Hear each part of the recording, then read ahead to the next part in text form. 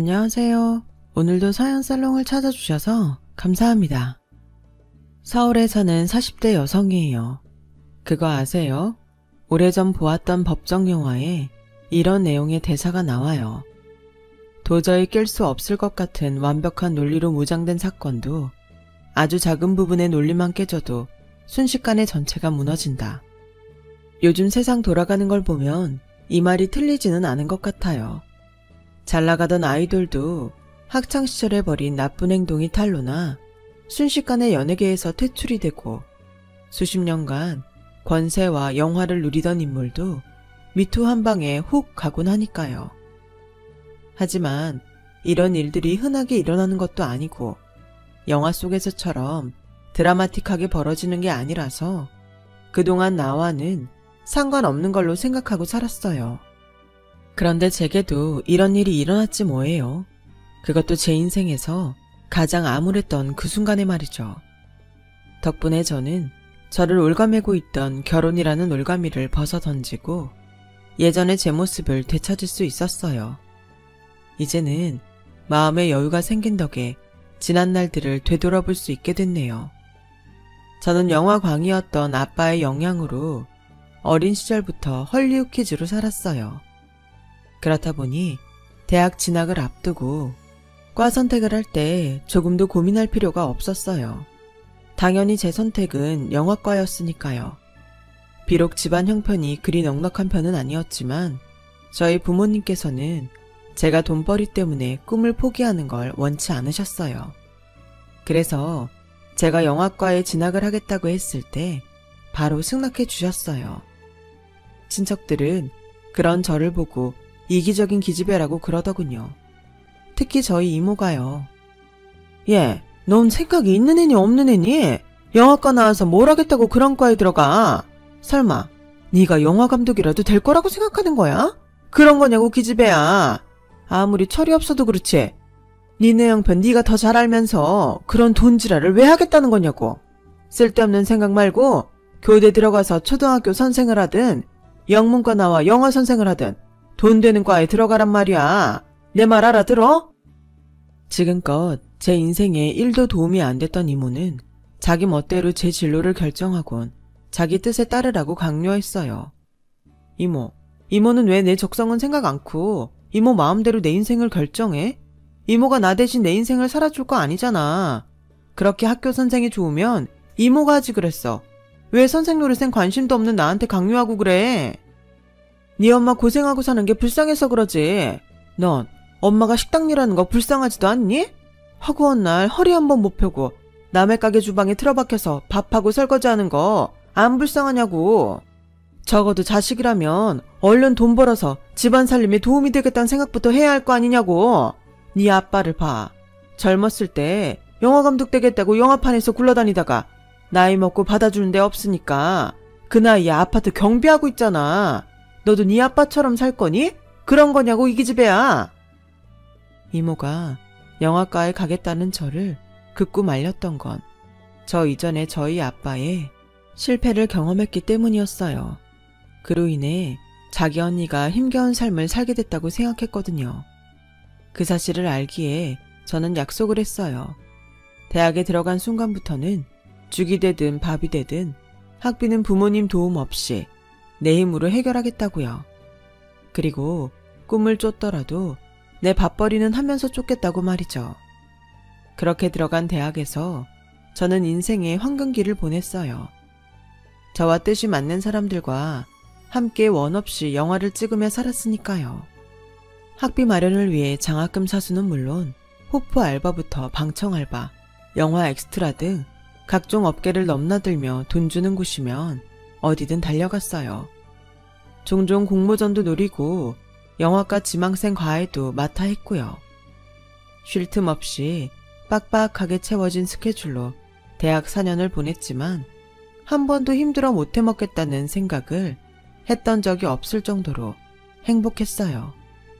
무엇보다 영화 동아리 친구들과 어울려 다니며 단편 영화를 찍어댔던 순간은 제 인생에서 가장 치열하고 빛났던 순간이었어요. 그리고 그 동아리에서 지금의 남편도 만나게 되었고요. 남편은 사진과 복학생으로 저보다 3살 많았는데 당시 저희 동아리에서 촬영을 맡던 친구가 입대를 하면서 빈자리에 영입한 사람이었어요. 당시만 해도 디지털 카메라가 아닌 아날로그 필름 카메라로 영화를 찍던 시절이라 카메라를 잘 다루던 사진과 학생이던 남편은 동아리에서 정말 귀중한 팀원이었어요. 게다가 저와는 영화 취향도 비슷해서 우리는 늘 붙어 다녔고 그렇게 CC를 거쳐 결혼까지 이르게 된 셈이었죠. 가정 형편이 넉넉치 않았던 저와 달리 남편은 집이 꽤 부유했어요. 아버님이 강남에서 부동산 관련 사업을 하고 계셨거든요. 몇 년 뒤 헐값에 사들인 연예기획사로 본격적으로 그쪽 일에 뛰어들기 전까지는 말이에요.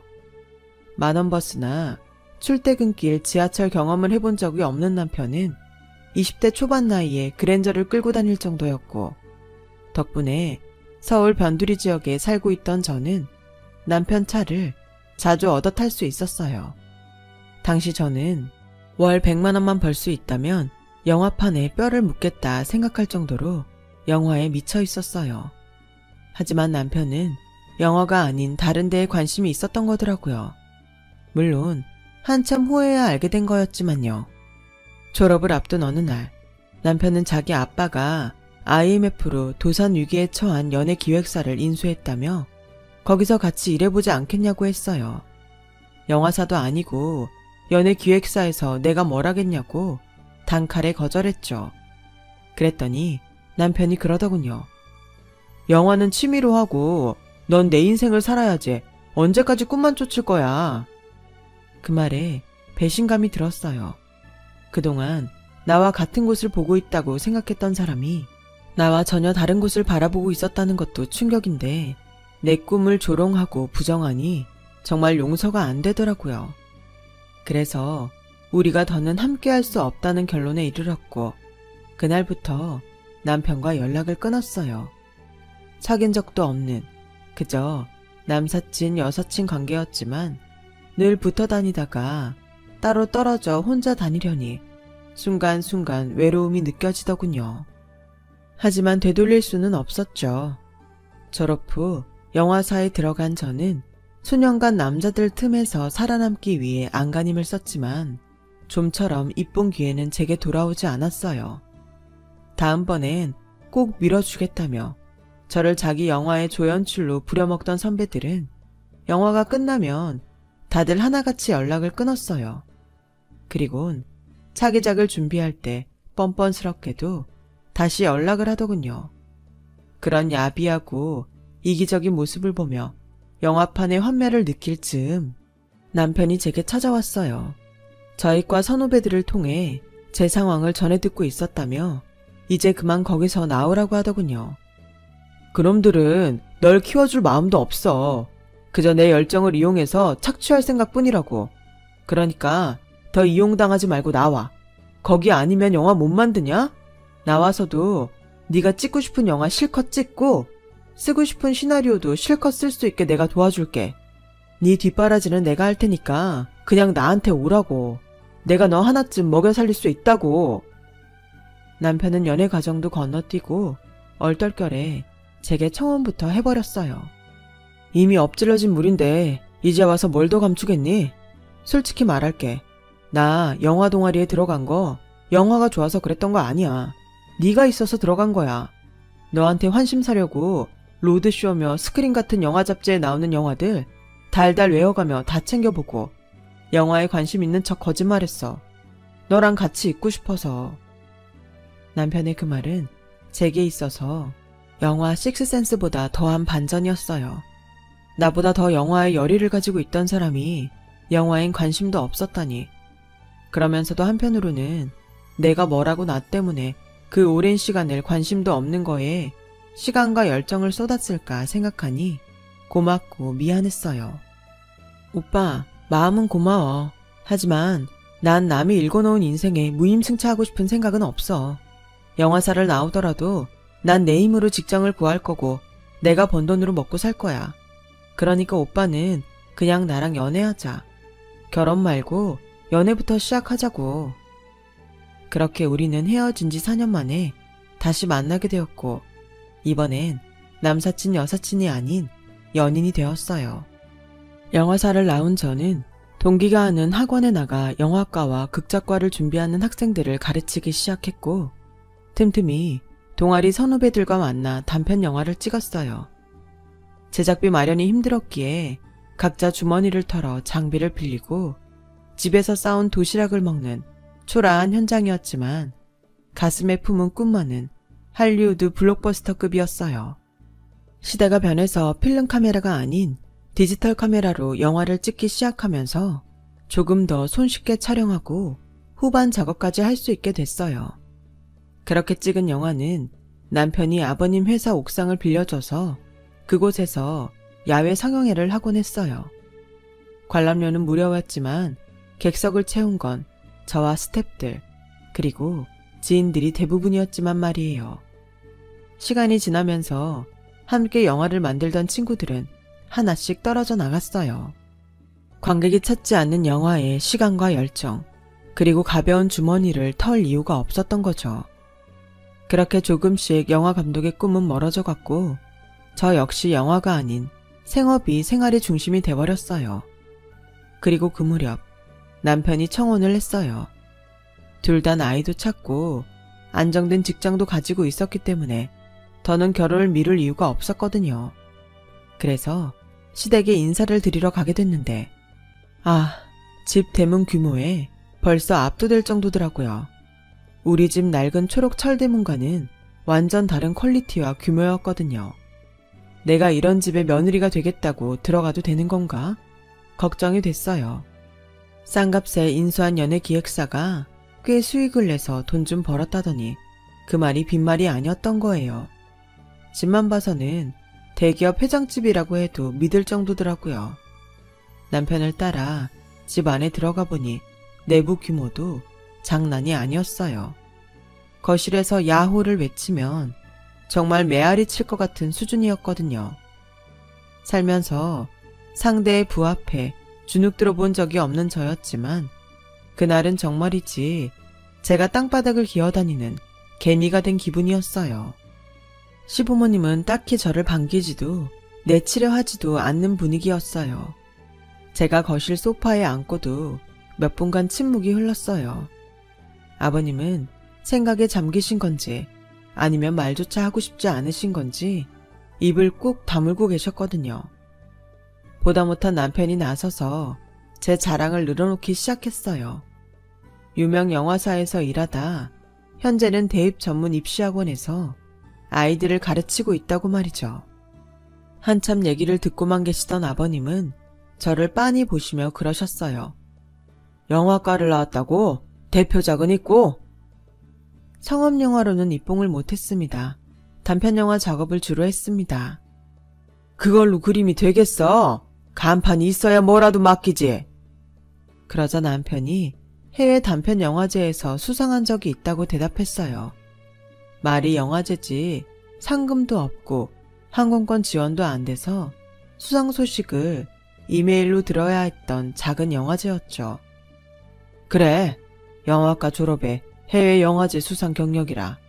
그 정도면 그림은 나오겠구만. 알았다. 결혼해라. 마치 취업 인터뷰 보듯 5분 남짓한 시간 동안 아버님과 대화를 한 저는 결혼 승낙을 받았어요. 그것도 찜찜하게 가까스로 통과했다는 인상을 지울 수 없게 말이죠. 시댁에서 나오면서 남편한테 아버님의 말씀의 의미가 뭐냐고 물었더니 사실 엄마가 우리 결혼을 탐탁치 않아 하시거든. 그래서 아빠 딴에는 자기 장점을 좀 부각시켜주고 싶으셨던 것 같아. 다 자기 위한 거니까 너무 마음에 담아두지 마. 그땐 그 말을 대수롭지 않게 넘겼어요. 사실 양쪽 집 형편이 제 눈에도 확 드러날 정도로 차이가 져서 저를 반대하는 어머님 마음도 조금은 이해가 갔거든요. 그때 그 말을 그렇게 쉽게 넘겨선 안 되는 거였는데 말이죠. 시댁에 인사를 드리고 온 지 며칠이 지나 남편은 우리 부모님께 인사를 드리러 왔어요. 남편 집을 못 봤으면 모를까 엄청나게 삐까뻔쩍한 집을 보고 온 후라 더욱 우리 집이 초라해 보였어요. 하지만 초라한 살림과 다르게 남편을 환대하는 부모님의 마음만은 최고였죠. 아빠는 아들이 없던 터라 내심 제가 빨리 결혼해 사윗감을 데려오길 바랐던 아빠는 연신 한바구음을 지으시며 좋아하셨어요. 그건 엄마도 마찬가지였죠.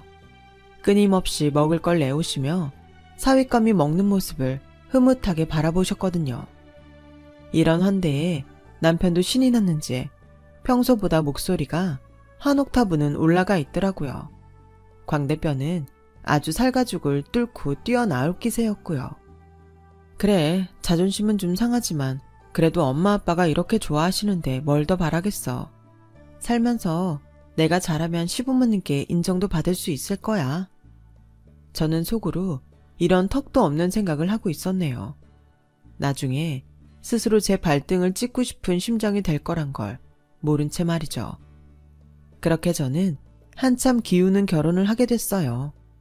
상견례 때도 그렇고 저희 집에서 예단비를 보냈을 때도 그렇고 시어머니와 시누이는 기가 막히다는 표정으로 헛웃음을 지었어요. 대놓고 웃는 것도 아니고 교양 떨며 슬쩍 피식피식 웃는데 정말 매 순간 참기 힘들 정도였죠. 그래서 남편한테 그 말을 했더니 엄마가? 에이, 자기가 잘못 봤겠지. 우리 엄마는 워낙 부잣집에서 자라서 사실 돈엔 그다지 그 관심이 없어. 내 동생도 그렇고 그런 걸로 사람 판단할 정도로 몰상식한 사람들 아니니까 마음 쓰지 마. 오늘만 해도 그래. 예단비가 적었으면 절반이나 되돌려 주셨겠어? 더 달라고 하면 모를까. 자기가 결혼 앞두고 예민해져서 그러는 거야. 남편은 눈치가 없는 건지 자기 가족에 대해 착각을 하고 사는 건지 몰라도 매번 제 착각이라고 했어요. 하지만 당한 사람은 알잖아요. 상대가 나를 어떻게 보는지 말이에요. 차라리 대놓고 혼수가 적다거나 예단비가 이게 뭐냐거나 속 시원히 말을 해줬으면 속앓이는 안 할 텐데 이건 누구 속 터지게 하라는 것도 아니고 말이죠. 처음부터 내 마음에 드는 시댁 식구가 어디 있겠냐며 엄마는 시간이 지나면 나아질 거라고 했지만 그 말이 별로 위로가 안 되더라고요. 그렇다고 겉으로 드러난 일도 아닌데 이런 걸로 결혼을 못하겠다고 하긴 좀 애매하고 하여튼 찜찜한 기분으로 식장에 들어가게 됐어요. 결혼을 하고도 저는 저대로 일을 하고 남편은 아버님 회사 일을 도왔어요. 서로 일이 바빠서 연애할 때처럼 자주 데이트를 하지는 못했지만 그래도 우리 부부는 친구처럼 편한 관계를 유지하며 살았어요. 그렇게 결혼하고 처음 맞는 설이 되었어요. 설은 지역마다 밤에 차례를 지내는 집도 있고 아침에 지내는 집도 있어서 남편한테 자기네는 언제 차례를 지내냐 물었더니 안 지낸다는 거예요. 그러니 걱정 말고 설이랑 추석엔 제 친정에서 편히 쉬다 오라나요? 정말 그래도 돼? 그래도 어머님께 여쭤봐야 하지 않을까? 정 불안하면 그러든가. 그래서 어머님께 전화를 걸어 여쭈어 보았더니 남편 말대로 명절에 차례를 안 지낸다며 친정에나 다녀오라고 그러시더라고요. 어차피 그이도 회사 일로 바빠서 집에 없을 테니 괜히 명절이라고 찾아올 거 없다. 나도 친정에 갈 거라 집에 없을 테니. 그 말에 속으로 쾌재를 불렀어요. 기혼 여성들한테 명절 스트레스가 얼마나 큰데 그게 없는 삶이라니 이게 웬 횡재냐 싶었죠. 거기다 남편도 회사에 일이 있다며 자긴 설 전에 미리 장인 장모님을 찾아뵐 테니 설엔 저만 친정에서 쉬다 오라고 그러더라고요. 어떻게 그러냐. 나도 그냥 당일 오전에 인사만 드리고 올게. 에이, 결혼하고 첫 명절인데 어떻게 그러냐? 그럼 내가 더 미안하잖아. 정말 나 친정에서 며칠 있다 와도 돼? 자기만 혼자 집에 두고? 그렇다니까. 어차피 회사 일이 바빠서 퇴근을 할 수 있을지 없을지도 몰라. 연예 기획사한테 명절은 1년 중 가장 바쁜 때니까. 남편 말을 듣고 보니 이해가 갔어요. 우리야 명절에 가족들끼리 모여서 TV도 보고 화투도 치고 놀지만 연예인들은 바쁘게 방송 출연도 하고 여기저기 행사도 뛰니까요. 그걸 총괄하는 회사인데 안 바쁘면 그게 더 이상한 거죠. 그래서 그 후로도 명절엔 마음 놓고 친정에서 보낼 수 있었어요. 명절도 그렇고 시부모님 생신도 따로 뭘 안 하는 집이라서 직장 생활을 하는 저로서는 이보다 좋을 수는 없는 상황이었죠. 시집 와서 집안 행사를 치른 거라곤 시누이 결혼식 정도였어요. 그나마도 상견례도 안 하고 바로 식을 올리는 바람에 결혼식 당일에만 식장에 가서 얼굴 보고 끝이었죠. 이렇게 편하게 결혼 생활을 해도 되나 싶을 정도였어요. 결혼 전에는 저를 탐탁지 않아 하는 시어머니와 시누이 때문에 마음고생을 하긴 했지만 오히려 결혼 후에는 얼굴 볼 일도 별로 없어서 서운할 일도 없었어요. 시간은 흘러 어머님 생신이 돌아왔어요. 이번에는 생신상을 차려드리고 싶은 마음에 남편을 시켜 어머님께 미리 올해는 생신 때 따로 지인들과 약속 잡지 마시라고 제가 생일상 차려드리겠다고 말씀드렸어요. 미리 마트에 들러 한우랑 해산물도 사놓고 홈파티 용품도 사두었죠. 만발의 준비를 하고 생신날 당일 시댁에 들러 상만 차리면 됐어요. 그런데 저를 데리고 시댁에 가기로 한 남편이 3시간 넘도록 연락도 없지 뭐예요. 그래서 전화를 했더니 글쎄, 자기야, 어디야? 음식 준비 다 됐는데 왜 아직 안 와? 빨리 가서 파티 용품도 세팅해야 한단 말이야. 아, 내가 말 안 했나? 어쩌지? 엄마 친구분들이랑 약속 있다고 생신상 차릴 필요 없다고 했거든. 내가 전한다는 걸 깜빡했다. 미안해 자기야. 그리고 나 회사에 일이 좀 생겨서 늦을 것 같아. 미안. 아니, 그런 거면 미리 말이라도 해주던가. 음식 다 해놓고 기다리는데 이제 와서 이러면 어떡해요. 잔뜩 준비한 음식을 보니 열불이 나서 그냥 있을 수가 없더라고요. 한우 특풀에 낙지도 직접 목포에서 공수한 거라 재료값만 해도 저희 집 한 달 식비보다 더 나갔는데 말이죠. 그래서 기왕 한 거 맛은 보시라고 음식을 바리바리 싸들고 시댁으로 향했어요. 집에는 도우미 아주머니 혼자 계시더라고요. 아니 이게 다 뭐야? 이걸 혼자 다 했어요? 네, 시집와서 지금껏 시어머니 생신상 한번 챙겨드린 적이 없었잖아요. 명절 때도 오지 말라고 하시고. 그렇다고 매번 손 놓고 있는 것도 며느리로서 도리가 아닌 것 같아서요. 그러자 아주머니 표정이 싸하게 변했어요. 그리곤 한숨을 푹 쉬더니 내가 어지간하면 이런 말 안 하려고 했는데 자기가 참 불쌍해서 더는 가만히 못 있겠네. 이 집 사람들 지금 다들 땡땡 호텔에 모여 있을 거야. 매년 사모님 생신이면 거기 모여서 생신 파티하니까. 사장님 생신 때도 그렇고 이 집 아들, 딸, 심지어 사위 생일에도 매번 거기 모여서 파티를 하거든. 자긴 모르고 있었지? 순간 망치로 머리를 맞은 것처럼 멍했어요. 이 아주머니가 지금 무슨 소리를 하는 건가 싶었죠. 그뿐 아니야. 지난 추석에도 사위까지 데리고 괌으로 가족여행으로 갔었어. 이대금 명절에 차례를 안 지내서 매년 해외로 가족여행 가거든. 매번 여행 갔다 올 때 사모님이 립스틱이랑 향수 같은 거 사다 주셔서 내가 다 기억하고 있다고. 남의 집이라면서 말 옮기면 안 되는 거 아는데 자기가 내 딸 같아서 얘기해 주는 거야. 이 집 사람들한테 정주지 마. 아주머니는 제가 만들어 온 음식을 도로 가방에 담아 주었어요. 이거 놓고 가도 이 집 사모님 성격에 버리면 버렸지 절대 고마워 안 해. 괜히 아깝게 버리지 말고 가져가. 사람이 참 바보 같죠. 생각해보면 하나같이 눈치챌 수 있는 일이었는데 나 좋을 대로 나 편한 대로 믿어버렸으니 말이에요. 아무리 차례를 안 지낸데도 명절에 시댁에 오지 말라는 시부모가 어딨겠어요. 100번 양보해서 명절은 그렇다 쳐도 시부모 생신까지 챙기지 말라고 하는데 그걸 곧이곧대로 믿었더니 제가 참 멍청했죠. 가져갔던 음식을 고스란히 들고 집으로 돌아오는데 하염없이 눈물이 흘러내렸어요. 이 집 사람들은 지금껏 나를 가족으로 생각하지 않았구나 하는 생각을 하니 생신상 차리겠다고 혼자 들떠서 장보고 음식을 해댔던 제가 너무 바보처럼 느껴졌어요. 그렇게 한참을 미친 여자처럼 울다가 잠이 들었는데 9시가 넘었더라고요. 막 무거운 몸을 일으키려는데 남편이 현관에 들어서더라고요. 불 꺼진 거실 소파에 앉아있던 저를 발견한 남편은 놀랐는지 소리쳤어요. 아우 깜짝이야. 자기 왜 불도 안 켜고 그러고 있어. 귀신인 줄 알았잖아. 왜? 무슨 일 있었어? 지금껏 저를 감쪽같이 속여놓고는 천연덕스럽게 묻더군요. 다른 사람은 그렇다 쳐도 어떻게 남편이란 인간까지 저를 투명인간 취급을 할 수가 있나. 기가 막혔어요. 무슨 일 있었냐고? 지금 그걸 말이라고 하니? 나만 쏙 빼고 니들 가족끼리 모여서 파티하니까 그렇게 신나디? 이 시간까지 놀다 온 거 보니까 아주 신났던 모양이다.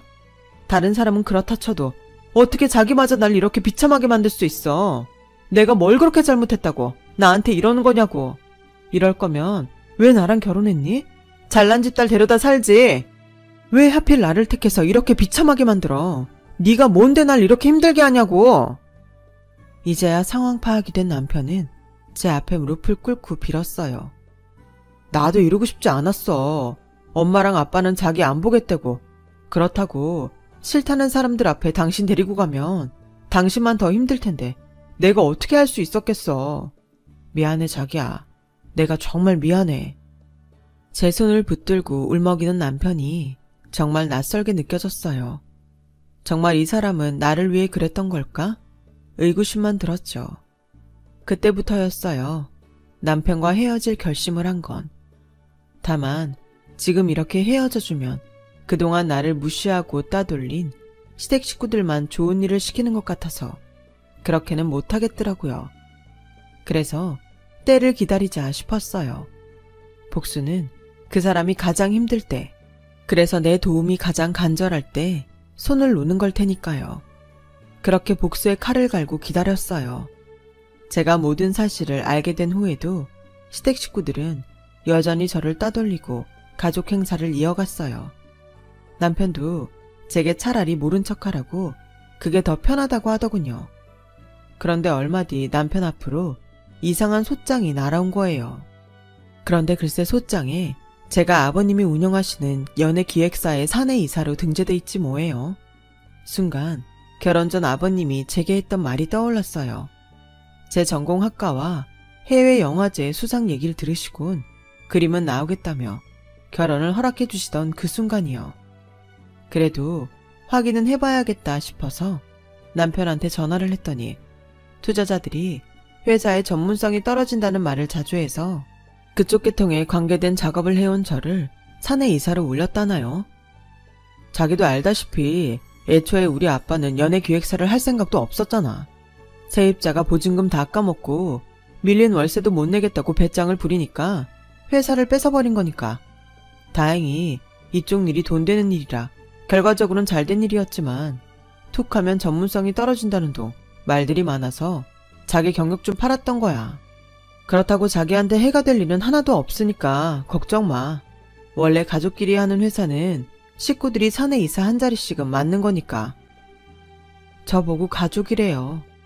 그 말에 기가 차서 한참을 웃었네요. 내가 자기네 식구들이랑 가족이었어? 가족 행사에도 초대받지 못하는 내가? 지나가는 개가 다 웃겠네.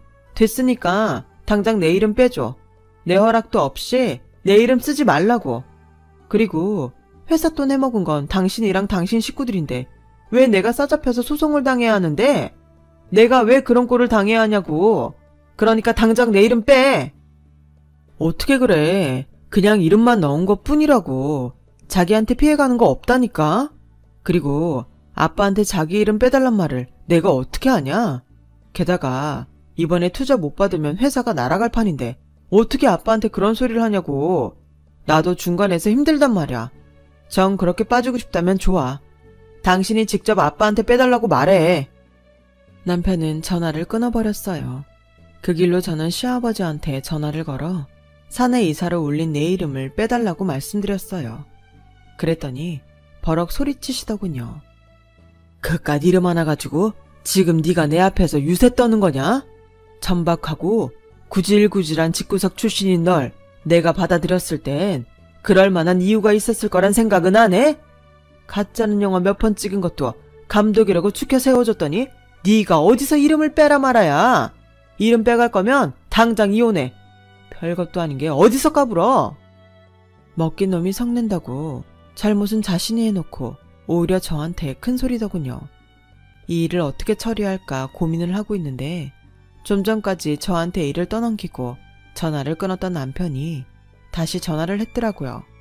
오늘 밤 동문회에 같이 가자고요. 당신 미친 거 아냐? 나한테 소리칠 땐 언제고 나보고 어디를 가자고? 자기야, 잘 들어.